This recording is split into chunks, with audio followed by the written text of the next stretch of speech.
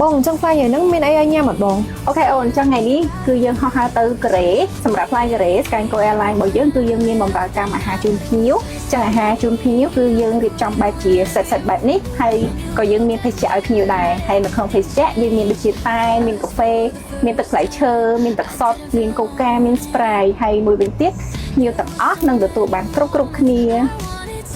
ហើយឥឡូវនេះខ្ញុំមានដំណឹងល្អសម្រាប់អ្នកដែលមានគម្រោងធ្វើដំណើរពីភ្នំពេញទៅកូរ៉េក៏ដូចជាពីកូរ៉េមកភ្នំពេញវិញដោយសារបច្ចុប្បន្ននេះជើងហោះហើរនេះដែរក្រុមហ៊ុន SkyCo Airlines របស់យើងមានតែ2ថ្ងៃក្នុងមួយសប្តាហ៍តែប៉ុណ្ណោះប៉ុន្តែចាប់ពីខែកញ្ញាតទៅយើងនឹងបន្ថែមជើងហោះហើររហូតដល់4ថ្ងៃក្នុងមួយសប្តាហ៍ដើម្បីផ្ដល់ជូនអ្នកដំណើរនៅជម្រើសកាន់តែច្រើននិងងាយស្រួលជាងមុនហើយសម្រាប់ជើងហោះហើរទៅកូរ៉េនេះដែរភ្ញៀវទាំងអស់មិនត្រឹមតែទទួលបានអាហារភេសជ្ជៈ free នោះទេព្រមទាំងទទួលបានការ free check in វ៉ាលីរហូតដល់23គីឡូដូច្នេះបើសិនជាអ្នកទាំងអស់គ្នាមានចម្ងល់ក៏ដូចជាចង់ដឹងព័ត៌មានលម្អិតបន្ថែមអ្នកទាំងអស់គ្នាអាចទាក់ទងទៅកាន់ Facebook Page របស់ SkyCo Airlines ក៏ដូចជា website និងលេខទូរស័ព្ទខាង